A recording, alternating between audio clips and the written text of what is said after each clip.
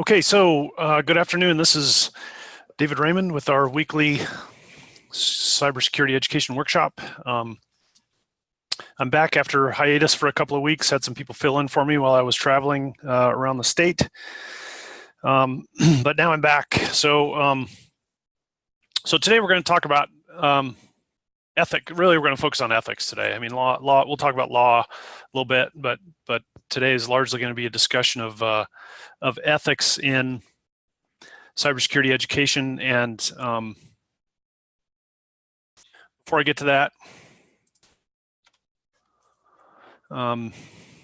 here's my weekly ad about the workshops. Every Tuesday at 1 p.m. recorded. So these things are all hanging up on the Virginia Cyber Range website under the Community of Purpose big button on the front of the web page. These discussions cover the Virginia Cyber Range, but also other cybersecurity topics such as intro to cybersecurity, cyber hygiene, ethics, some legal issues, cryptography, networking, authentication, et cetera, et cetera. And so we'll drive on with these over the next several weeks. And if anybody has any particular topic they would like discussed during a weekly workshop, then certainly send us a message at contact@virginiacyberrange.org, and we'll put it into the queue of things to discuss. So I always like to talk recent news at the beginning of any class or WebEx or whatever. So this is recent news for it's not really super recent, but it's recent since the last time I did one of these recorded workshops, and I think this is a really interesting story. And if you have students in class, this is something I would discuss with them. The very top news story here. This was that's the first bullet. The big hack: how China used a tiny chip to infiltrate U.S. companies. This is a story on the Bloomberg News website, which pretty reputable website. The 4th of October. So this is a couple of weeks, almost 2 weeks ago. Or maybe a little bit more than 2 weeks ago. And this is about a news story, sort of an allegation that there were hardware backdoors that were put onto motherboards that were manufactured in China at a company called Supermicro, and that these motherboards, these modified, surreptitiously modified motherboards, found their way into systems at companies like Amazon and Apple, and made it into systems that were installed in U.S. government installations. And this is a pretty this is pretty, I don't know, shocking news, I guess. So the supply chain for computer parts has been a concern of U.S. intelligence agencies for many years, right? So we know that most peripherals, most computer peripherals, most major components like motherboards and chips, and even our phones, most of that stuff is manufactured in China, and it's manufactured in China because it's cheaper, right? So it's less expensive for companies to have their equipment manufactured in China than it is in the United States, and there's lots of reasons for that. But so there's been this concern that you have equipment that's manufactured in China, and from a cybersecurity perspective, China is considered an adversary of the United States, right? So we certainly have a deep and long-lasting trade partnership, but there's been this long-standing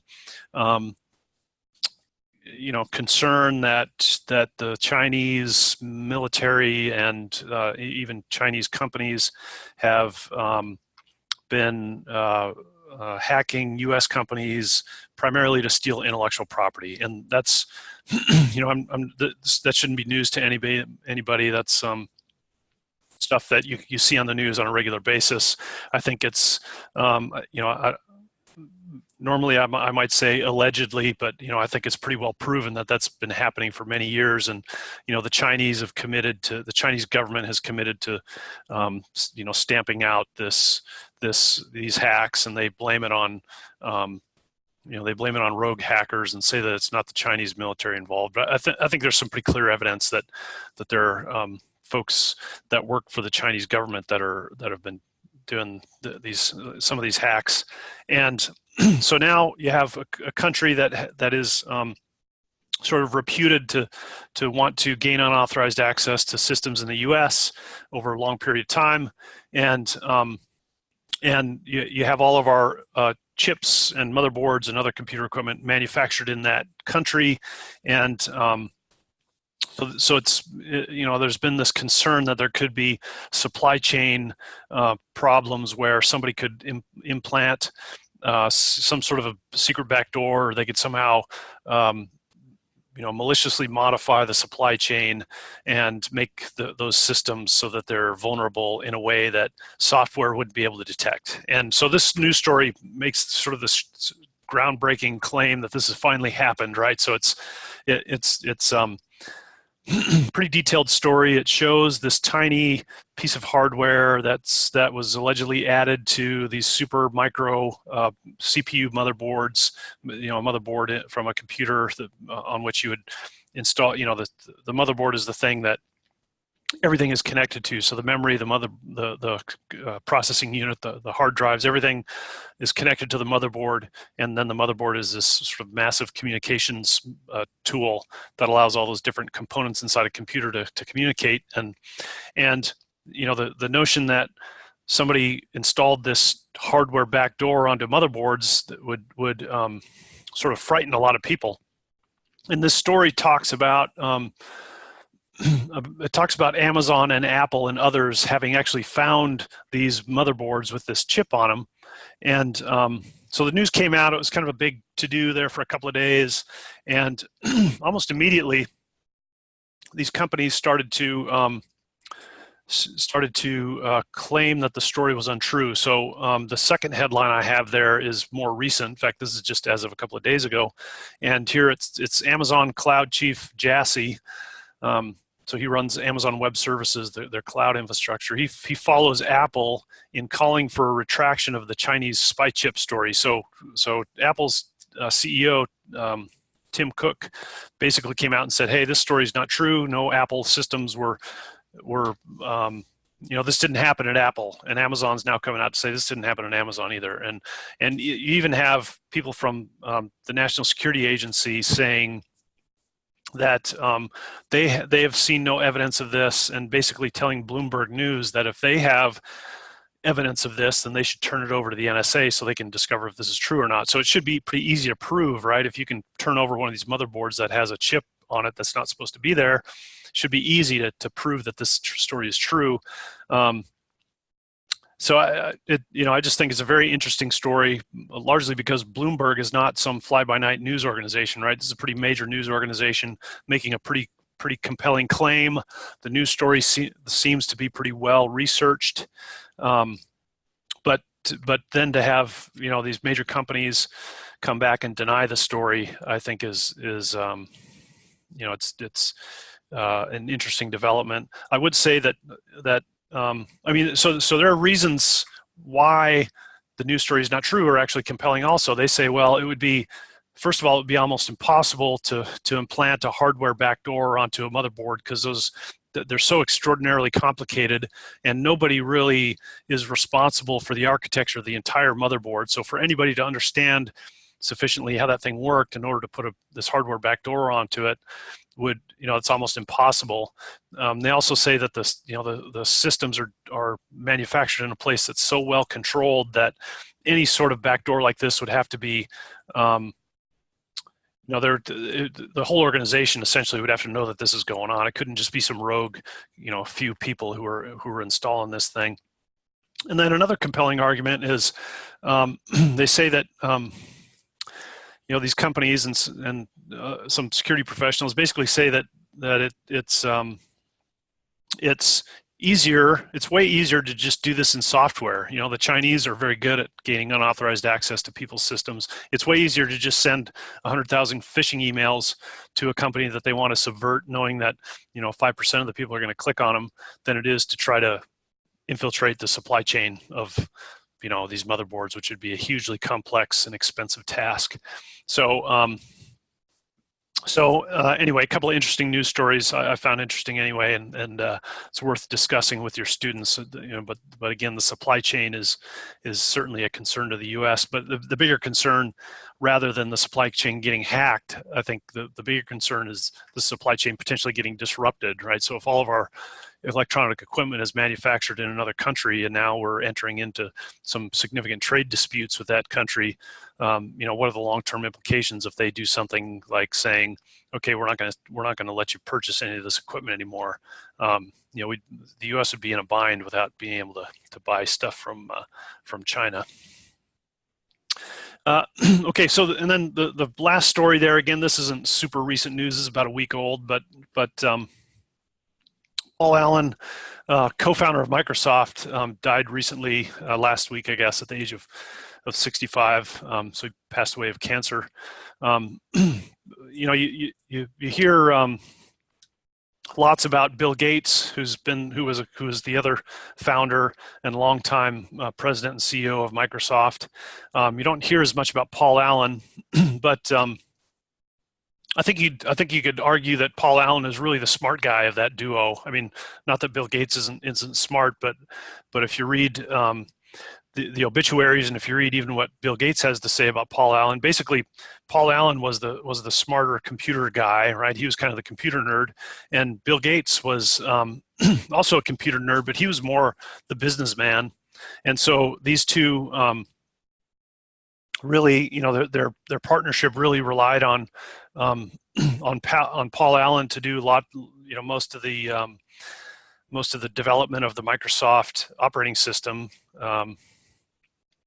and Bill Gates was really the salesman, right? And they took this huge risk when they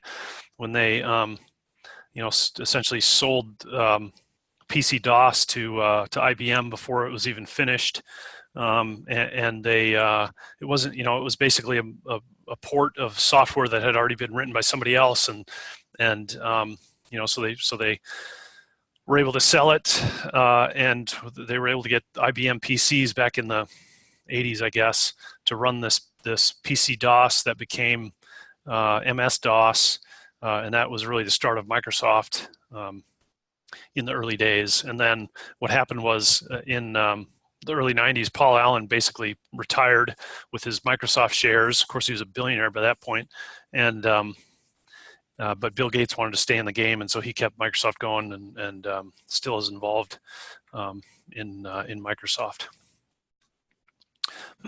Okay, so enough news. So today we're going to talk about ethics and cybersecurity education, and so I'm pulling a slide deck from Cyber Basics Module 5, Legal and Ethics, and it's the first lesson, Ethics and Cybersecurity Education. And you know, I'll say that this particular slide deck was really developed with educators as students in mind, right? So it's not, I mean, as it is, it can certainly be modified sufficiently to make it apply to, you know, to make it usable in the classroom with students, but it's really intended for faculty members, and I think that's a good way to approach today's discussion, right? So I'm going to be talking about why it's important to delve into the ethics of cybersecurity and also legal issues with students early and often in their careers as cybersecurity students. And I'm almost a little bit, you know, this is Module 5 of the Cyber Basics course, and really in hindsight, if I would have done this right, it would be Module 1, right? So, you know, law and ethics really should be discussed from the very beginning. I always discuss it from the very beginning with my students. The fact that I kind of threw it in there at the end of this set of modules in Cyber Basics is an oversight on my part, and if I were to do it again, I would definitely do it differently. But I use this the slide deck I'm going to talk through today in a camp I do in the summertime. My I teach a Gen Cyber camp at Virginia Tech. I've taught it for the last 3 summers, and we're planning on teaching some more this coming summer, both in Blacksburg and hopefully a camp up in Northern Virginia.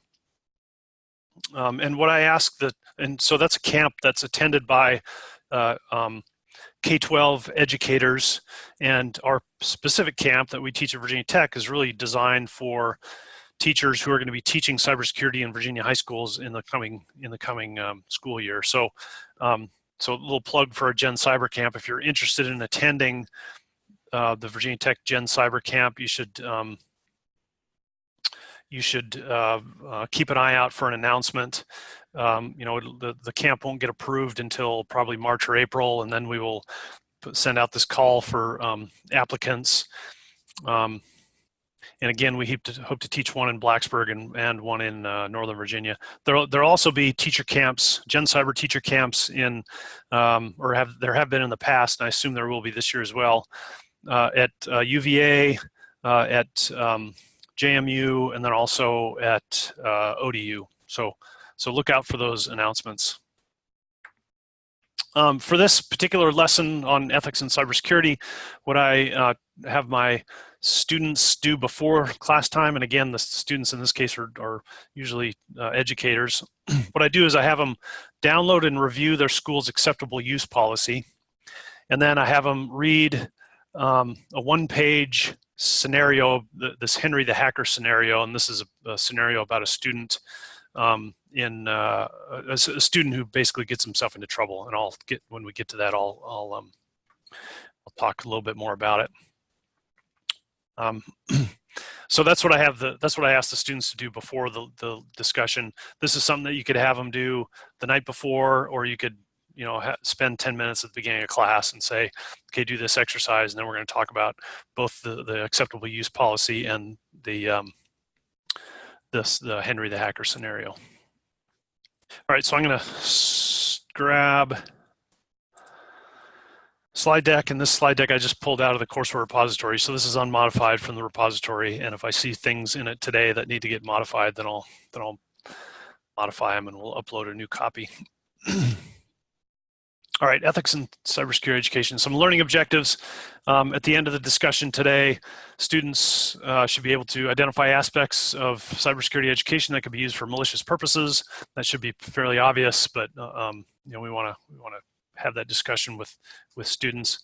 Describe why cybersecurity education must be grounded in ethical behavior, and give examples of ways to encourage appropriate ethical behavior. So just by way of introduction, this may be sort of obvious to the casual observer, but students must be taught what is right and wrong in the context of cybersecurity activities. Students, if we expect them to know what's right and what's wrong, then we have to tell them so that they're armed with that information. And we might assume that the students already know what's right and wrong, but I would be willing to bet that a lot of them don't, and some of the teachers maybe don't. So we're going to cover some of the appropriate and inappropriate behaviors that could be tied to students taking cybersecurity classes or just using technology in general. And so I say in the sub-bullet here, it's not always clear, and laws often don't keep up, right? So technology is moving so fast that it's difficult for the legal system to keep up with technology as it changes. So so what are the consequences of students doing the wrong thing with their use of technology? Sometimes you get this, well, it's victimless. This is victimless, right? I'm scanning the school network. What's the problem? There's no victim. Students, I absolutely have a discussion with students in classes that I'm teaching, and in the Virginia Tech Cybersecurity Club, I absolutely encourage them to think of Short-term, they certainly should think of short-term implications, like if I do something malicious as a member of the cybersecurity club, then I could be in violation of various Virginia Tech policies, and then I could be brought in front of a sort of a court of my peers, right? So there's a process for for discipline that involves a committee of other students. There are other disciplinary processes where if it's cut and dry, there's no need to determine whether somebody did something malicious or not. The university can basically just say you committed a violation of some federal law and send the student on their way. So that's so there's some pretty severe short-term implications for students, and there's also perhaps even more severe long-term implications. And what I tell students who are studying cybersecurity, most of them are if they're interested and any good at it, they're eventually going to want to get a job in cybersecurity. And it just turns out that probably half or more of the jobs in cybersecurity, and certainly the best paying jobs in cybersecurity and the most interesting ones, are involve working either for a DoD agency or working for a contractor that is supporting a DoD agency. And for all those kinds of jobs, you got to have a security clearance.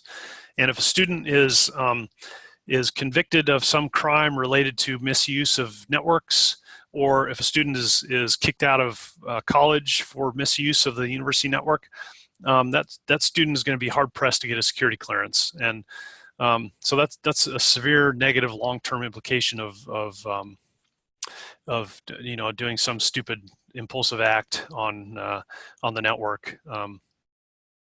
So I absolutely share that with my students, and I don't know if that makes any of them hesitate, but I've been involved in cybersecurity education now for a long time, 10 or 12 years, and I've never had a problem with a student doing the wrong thing on the network, at least not that I've been aware of. So so again, the first activity I talk about is the acceptable use policies. So what I do is I have the teachers in my Gen Cyber camp. I ask them to find their school's acceptable use policy, and then we talk about the acceptable use policy. And we have some bullets here. Is it understandable? Is it up to date? And here's an important one: is it required reading for students, staff, and faculty?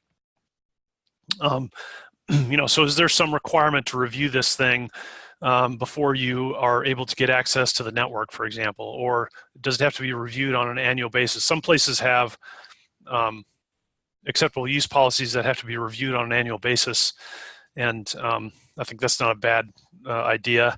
There are some high schools that have, at the beginning of the school year, the students have to take home the acceptable use policy, and the student has to sign it, and the student's parents have to sign it. I think that's not a bad idea.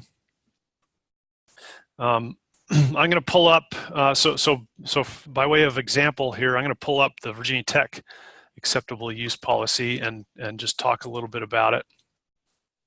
And I think going through something like this with the students helps them to understand what the different components of the AUP means. And I certainly think this is a useful exercise to do during class, and have a discussion with the students about it, right? So we're not going to have much of a discussion right now because this is mostly me talking, but this is something that I think is worth discussion with the students.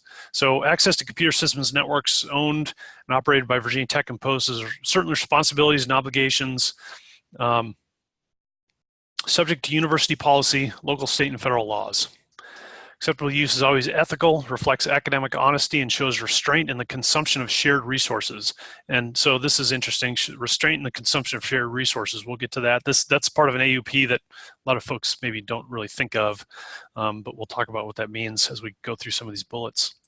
Demonstrates respect for intellectual property, so that's the schoolwork or research of other people, ownership of data, system security mechanisms, and individual rights to privacy and to freedom from intimidation and harassment, right? So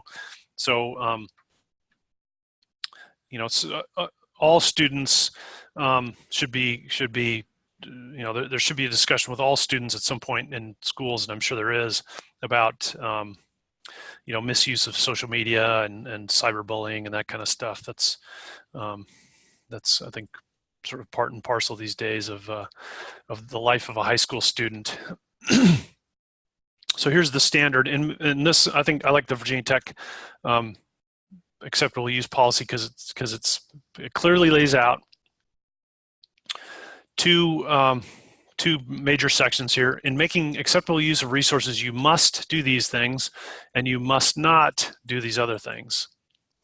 So you must use resources only for authorized purposes. That's a little bit vague, but it gets a little bit more clear as you go through some of the other bullets. You must protect your user ID and system from unauthorized use. Okay, so to most people that means you shouldn't give your username or password to another person. Somebody logging in as you to an information system, in most cases, would be considered unauthorized use. You, and this is important to that as well, you are responsible for all activities on your user ID that originate from your system. So, the statement that's being made here is that if you give out your username and password to somebody else and they use it to log into the system as you, anything they do on the system, you're responsible for. And so we see that sometimes at Virginia Tech. A student will give some other student their username and password to Virginia Tech Information Systems for some reason. And that's something that we can't necessarily stop from happening. We tell students that that's a violation of the acceptable use policy, but we also make it clear that the student who gives out their username and policy is responsible for any actions taken by somebody else with their credentials. You must access only information that is your own, that is publicly available, or to which you have been given authorized access, right? So don't sort through other people's Google Drives, even if they're shared, looking for answers to homework problems. Use only legal versions of copyrighted software. This might be less of a problem than it used to be, but for a long time there was pretty significant software piracy problem where people would get pirated software and install it on their systems, and it's still probably a bit of a problem in some contexts. So we tell students, staff, and faculty that they must only use legal versions of copyrighted software. And then here's the shared resources piece. Be considerate of your use of shared resources. So what does that mean? That means refrain from monopolizing systems, right? So we have shared systems throughout Virginia Tech in different computer labs and in the library and et cetera. So we basically tell people, don't monopolize systems, don't overload networks with excessive data, degrading services or wasting computer time. Don't waste connectivity time, disk space, printer paper, manuals, and other resources, right? So be considerate in your use of shared resources is basically the point that bullet is making. And then here, in making acceptable use, you must not do this list of things. Use another person's login credentials without permission. Use computer programs to decode passwords or access control info, attempt to circumvent or subvert system network security measures. So students will figure out ways to get around your web filtering, for example. And if you make it clear in the AUP that that's a violation of the school policy, then if you catch students doing it, then you can take some enforcement action. Don't do anything that might harm any system or information stored thereon, right? Like causing viruses to propagate through the system, or deleting files or whatever. Use university systems for commercial or partisan political purposes. I don't know if that would be a problem in a high school or not, but it could be in a college. So we make it clear that students should not do that. Don't make illegal copies of copyrighted materials or software. So don't copy. Another thing that has been a problem in the past is PDFs of textbooks, and so here we make it clear that students, staff, and faculty should not make illegal copies of copyrighted materials. Materials, that could be anything. That could be books or papers or whatever, or software. Use mail or messaging to harass or intimidate another person, right? So here's the don't bully other people using IT assets. Don't waste computing resources. Don't use the university systems for personal gain, for example, by selling access to your user ID or university systems or networks. We do have problems with students from places I won't mention giving their credentials to people back in their country so that those people can do things like log into the university library systems and download papers that should only be accessible to Virginia Tech students, for example. And so when we see that happening, then we basically block that access and we'll even turn off a student's access until they can make it clear that they're not going to do that anymore. Or engage in other activity that does not comply with the general principles presented above. So that's sort of the catch-all, right? So again, I think this is a pretty good acceptable use policy.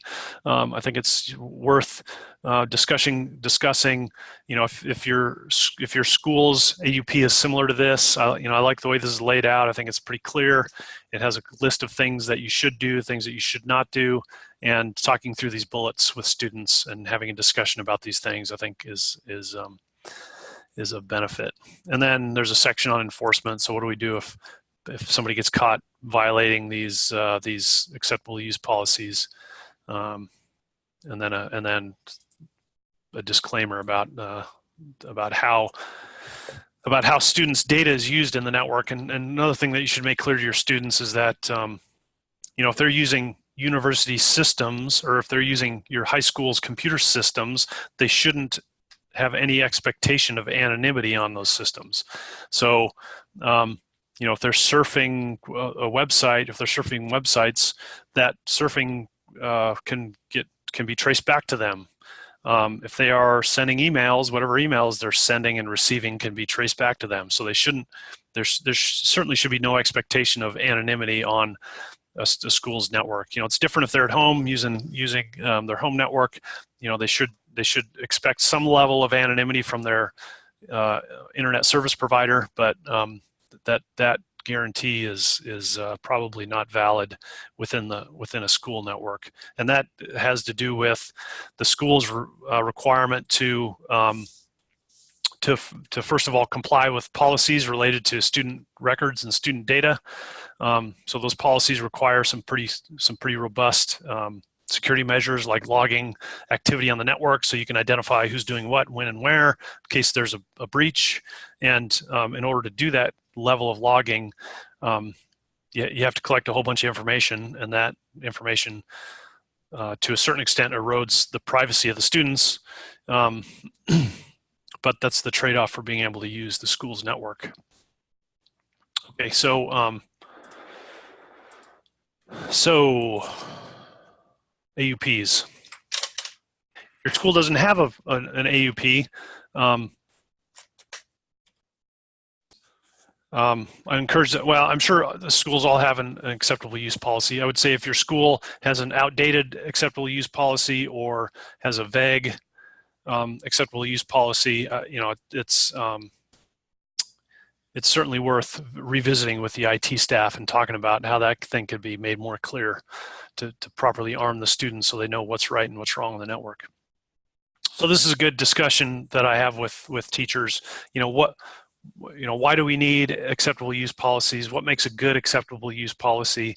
I think a good policy is one that is that is consistent and clearly worded and properly enforced, right? So the enforcement is always the difficult part. So, the last bullet here, how is compliance measured? How are acceptable use policies enforced? And part of that has to have to do with some of this, monitoring of behavior. Sometimes in some places that's done well, in other places it's not done very well. But at the very least, if someone is caught violating the acceptable use policy, there should be some repercussions, or it's sort of useless, right? It's any law that's not enforced is not a useful law. Okay, so the next discussion or scenario is about Henry the hacker, and so there's this. There's this download, and this link is on this slide, and the link is also in the lesson plan. Oops, what did I do?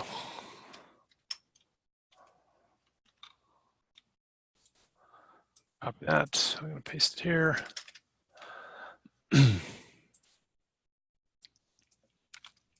Pulling the Word document off the web here, so I'm going to turn on editing. Go full screen here. So this Henry the Hacker exercise is actually a full lesson plan, and it's from where is this from? So it's on a DOJ, Department of Justice website, and you know, it talks through sort of a general lesson plan, film clip, case studies, etc. Really, the only portion that I've used is this one-page synopsis. So this is a description of the activities of a student in a high school in March of 2004. So it's not a super recent incident, but I think it's pretty good to illustrate some of the things that could go on and what some of the repercussions are. So basically, the student sends some messages, some bomb threats to the school, causes the school to be closed for a couple of days. You know, Henry, this student, he gains unauthorized access to computer systems of major telephone service providers. He gains unauthorized access to a school in Massachusetts and sends bomb threats. You know, so I mean, he does a bunch of malicious things over the network, bomb threats and gaining unauthorized access to computer systems, and you know, the discussion around Henry the Hacker is, you know, what my slides again here.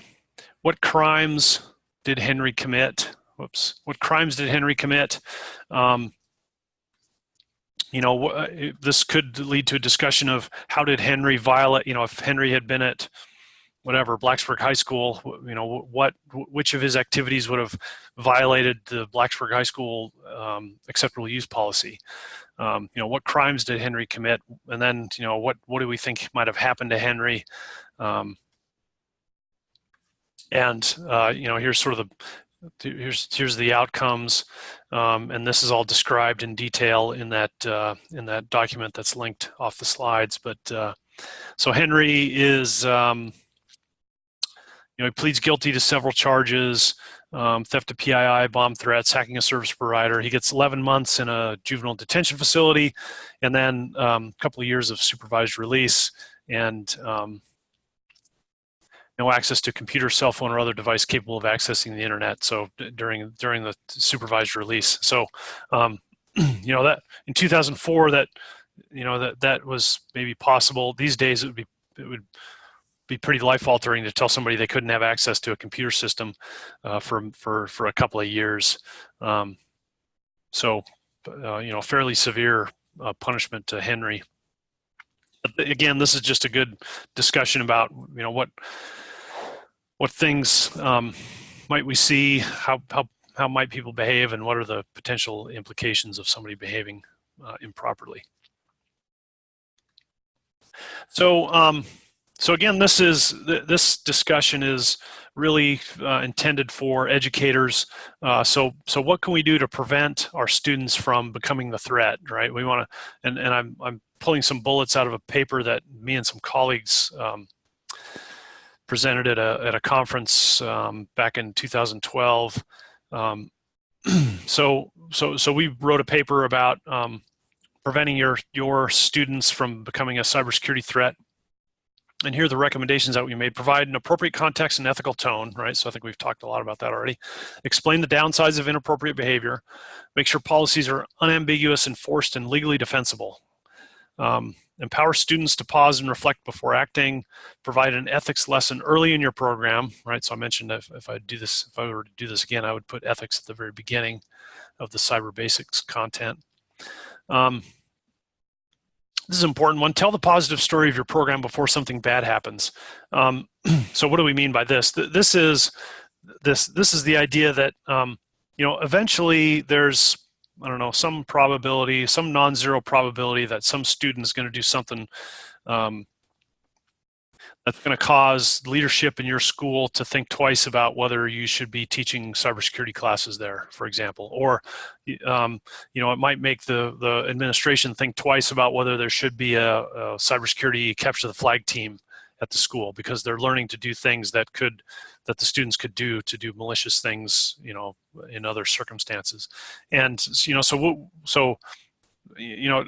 what we say is tell the positive story first, right? Make sure that the leadership, understands the successes that the cybersecurity club is having in capture the flag competitions. Make the whole thing a good news story. Talk about the benefits of teaching cybersecurity to students, because you're feeding this pipeline of empty jobs in Virginia and elsewhere. There's lots of good reasons why we teach this stuff, and there's lots of good reasons why ethical students stay on the straight and narrow, and we hope that the vast majority of our students are ethical students that are going to stay on the straight and narrow. But in anything in life, there's going to be people who stray and do the wrong thing, and when that happens, hopefully you can sort of refer back to the good news stories about your cybersecurity club or your cybersecurity course, and so that the administration won't decide that it needs to go away. Make students part of the process, right? So one thing I don't think I bring up in this slide deck, but there's this notion of a white hat agreement, where we have students, even beyond the acceptable use policy, we have a white hat agreement that says, as a cybersecurity student, you will only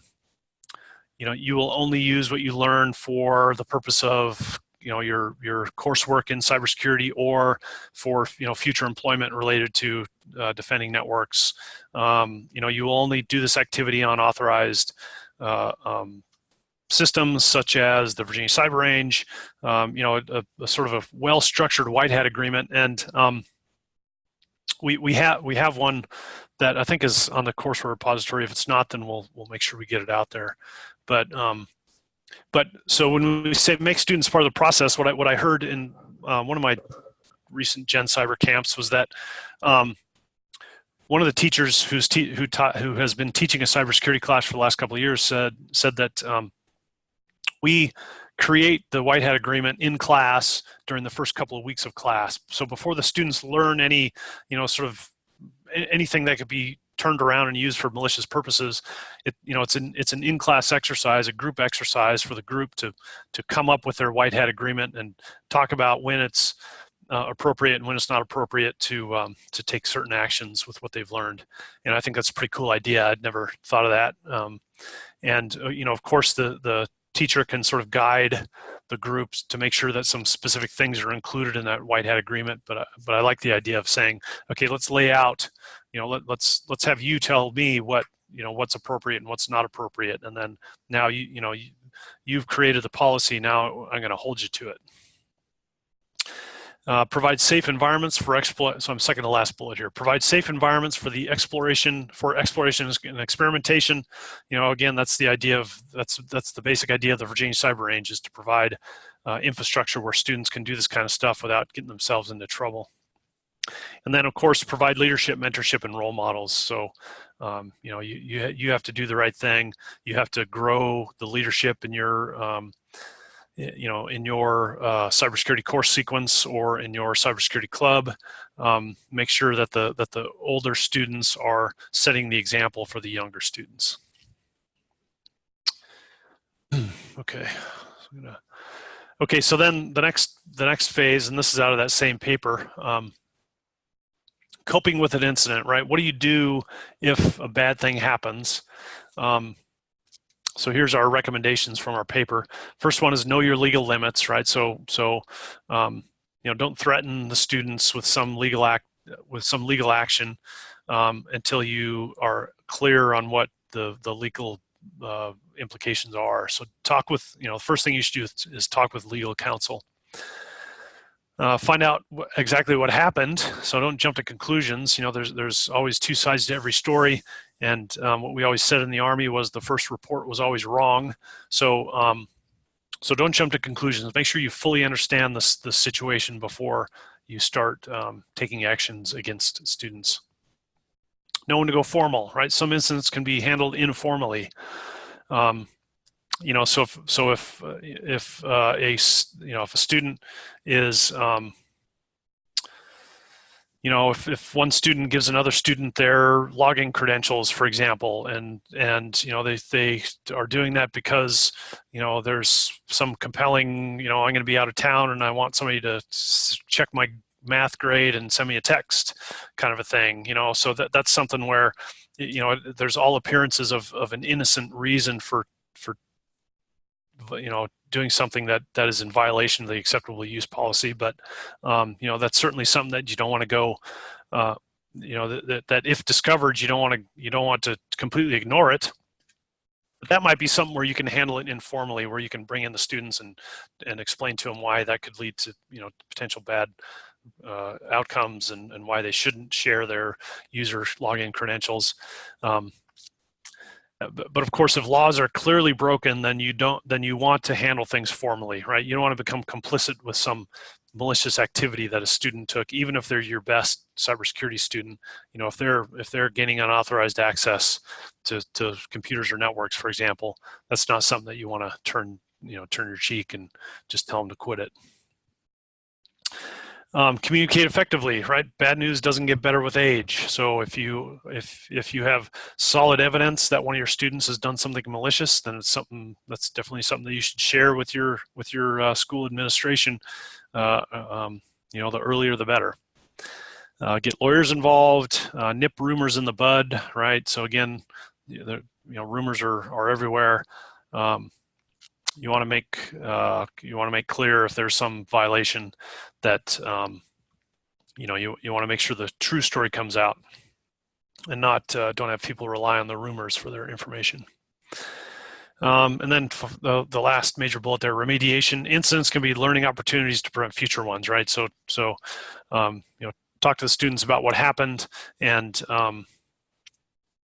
you know, make it clear that that sort of behavior is not appropriate or allowed. Okay, and then the last part of this discussion, I like to show some codes of ethics for some different organizations. So I just have a couple of examples here. The first one is the Association of Computing Machinery Code of Ethics. So ACM is a large trade organization. You know, it's a professional organization, and it's participated in by, you know, most computing professionals, certainly academic computing professionals, and lots of non-academic computing professionals are part of the ACM. And most of these professional organizations have a code of ethics, right? So there's another large organization is the IEEE, Institute for Electrical and Electronics Engineers. In fact, I think the IEEE is the largest professional organization in the world, and they also have a code of ethics. But the ACM Code of Ethics, I just provide a few of the bullets here. They have 24 principles, including what I've listed. You know, avoid harm, be honest and trustworthy, know, respect, and apply existing laws pertaining to professional work, ensure that the public good is a central concern during all professional computing work. Articulate, encourage acceptance of and evaluate fulfillment of the social responsibilities of members of an organization or group. I think that's kind of important, right? And this is completely non-technical, but articulate, encourage acceptance of and evaluate fulfillment of the social responsibilities of members of an organization or group. That's a pretty good policy, I think. And then establish appropriate rules for authorized uses of an organization's computing and communications resources and of the information they contain. So again, just a handful of bullets from the ACM Code of Ethics, and I think these are worth discussion with students. And then I take this. This is a photograph that I took at the Black Hat conference recently. So I guess this is 2016. So Black Hat is a conference held in Las Vegas every summer. It's associated with and adjacent to the annual DEF CON conference. So these are large, what would be considered hacker conferences, and your students may have heard of these, particularly if they have some interest in cybersecurity stuff. And I think there's a misconception among lots of people, including lots of your students, that these hacker conferences are attended by a bunch of criminals and malcontents, and really that's not the case at all. They're attended by a bunch of computer security professionals who are looking to sort of hone their craft and learn new techniques and procedures. And certainly there's some discussion during these conferences of new vulnerabilities, but all that is done in the context of learning how to protect systems against those vulnerabilities. So this is the Black Hat Code of Conduct. We believe our community should be truly open for everyone. As such, we're committed to providing a friendly, safe, and welcoming environment for all, regardless of gender, sexual orientation, disability, ethnicity, or religion. We invite sponsors, speakers, attendees, etc., to help realize a safe and positive conference experience for everyone. So again, it's basically, treat other people with respect in everything that you do, and I think that's useful to share this kind of stuff with your students. Okay, and that is it, and that was only 55 minutes. So usually I'm over an hour, so I'm pretty proud of keeping that to less than an hour. So again, I'll just say in conclusion that having a discussion of ethics and potential legal implications of misbehavior on the network is absolutely critical. It's an absolutely critical discussion to have with your students. I've mentioned to others before that when we started teaching cybersecurity at West Point back in the early 2000s, we were teaching network scanning and penetration testing, and what would be referred to at the time as hacking. And there were certainly people who were concerned that we were teaching students, and these students were West Point cadets, that we were teaching them to be hackers. And our argument at that time was, we want these students to be security professionals who can defend our systems to the maximum extent. And we're making this case to a bunch of military people and saying, hey, look, you got to understand how you're going to be attacked if you're going to be able to defend against it. And that argument carried a lot of weight with those folks. Now, I think it's pretty much a given that if you're going to teach cybersecurity to students at any level, high school through university, there's going to be some discussion of how an attack is going to be carried out, and the knowledge that is imparted on the students needs to be appropriate for their maturity level and their age level and level of responsibility. So the graduate students can be taught certain things that you're not going to teach a high school student. But teaching a student some basic network scanning, some very basic web application penetration testing, some how to exploit some sort of very basic vulnerabilities, I think is appropriate, just so that they understand here's how a system can and will be attacked. And so with that knowledge, you can build the understanding of how to defend against those attacks. And so